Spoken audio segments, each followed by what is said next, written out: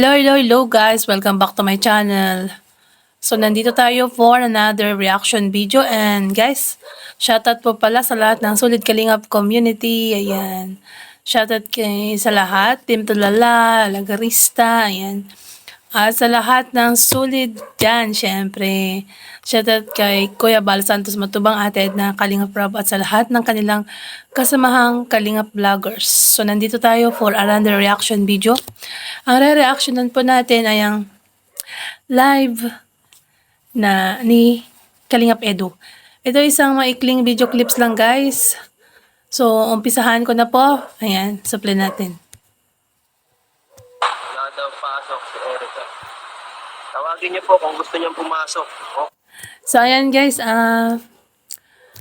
naalala niyo yung nag-post si Erica sa kanyang story na sabi niya walang pasok kasi nga 'di ba umuulan. Yun eh. Yan din yung araw na yon na nag-live si Kalingap Edu. Tapos may nag-comment sa baba ng live chat na sabi niya na walang pasok daw si Erica. Kasi nakita nila siguro yung story. So sabi ni Kalingap Edu, ulitin natin yung sinabi niya na yung binasa niya yung comment section na walang pasok si Erica. Tapos sabi ni Kalingap Edu, tawagin niyo po at papasukin niyo. Yun ang sabi ni Kalingap Edu. So narinig nyo, di ba? Supply pa natin. Okay lang naman eh. Wala naman tayo dito. Wala tayong Ate Cecil Perito. Kaibigan pa rin natin si Erica dito saan natin. Walang hindi siya ibang tao sa atin. Paramdam. So ayan guys. Sabi ni Kalingap Edu, okay lang naman. Kasi magkaibigan pa naman daw po sila at hindi naman po sila ibang tao. Yan ang sabi ni Kalingap Edu. Yan. So narinig nyo guys. Yun kasi, yung binasa niya sa comment section na nagsabi na walang pasok daw si Erica. Tapos sinagot niya po, papasukin niyo si Erica. Sabi niya, okay lang naman dahil wala naman pong iba dahil magkaibigan pa naman sila. So narinig niyo naman po So ito yung reaction natin ay good vibes lang po. At hindi po tayo nang babash or ano pa man. Kung ano po yung nandyan sa video, yun lang po ang ating nire-reaction. Supply natin. Kasi still different. Walang. Hindi naman masama yung niya eh. Kung pag-alis na, hindi pa naman.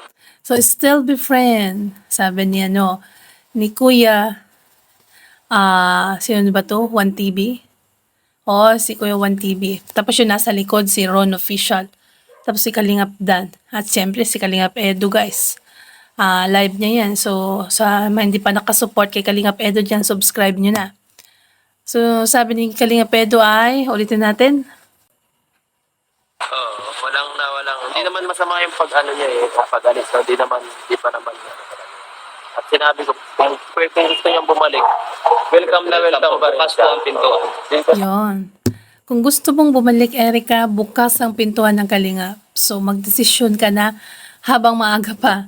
Yan sabi ni Kalingap Edu, kung gusto mong bumalik, bukas ang pintuan ng Kalingap. Walang problema. So, yan. Di ba narinig nyo naman, guys? Yan. So, yan nga. So, play pa natin, guys. Para ng Kalingap, yes. Parang tulad nila kasi maging tahimik. Private life. Kahit naman sa gabi, pwede naman tinagay na magkita, di ba? Kahit daw ganun na private na ayaw niya na magpa-vlog, pwede pa rin naman na makipagkita. So, di ba? Nakita niyo yung story ni Joy, ni Erica na parang nagkita-kita sila sa Bagasbas. Parang yun, guys. So, di ba? Pwede pa naman magkita. Wala namang problema. Di ba?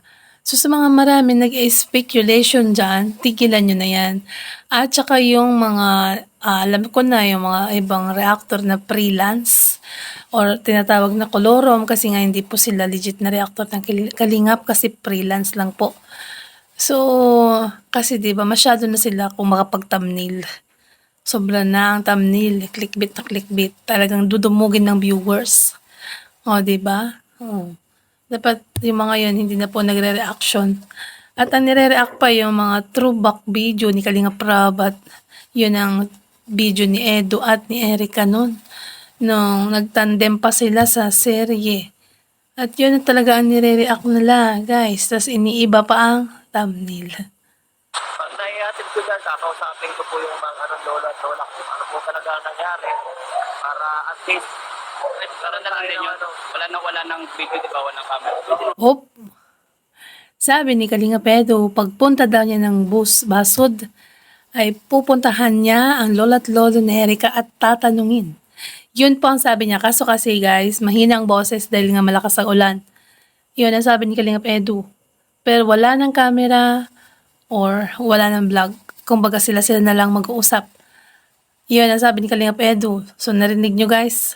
Inulit ko lang dahil ito, mahina nga. So ulitin natin para sa inyo. Para na lang din yun. Wala nang video, di ba? Walang camera. Pwede naman yun. Ulitin natin, iba. Usapin ko po yung mga lola at lola kung ano po talaga ang nangyari para at least para na lang din yun. Wala nang video, di ba? Walang camera. Pwede naman yun. So yan nga guys.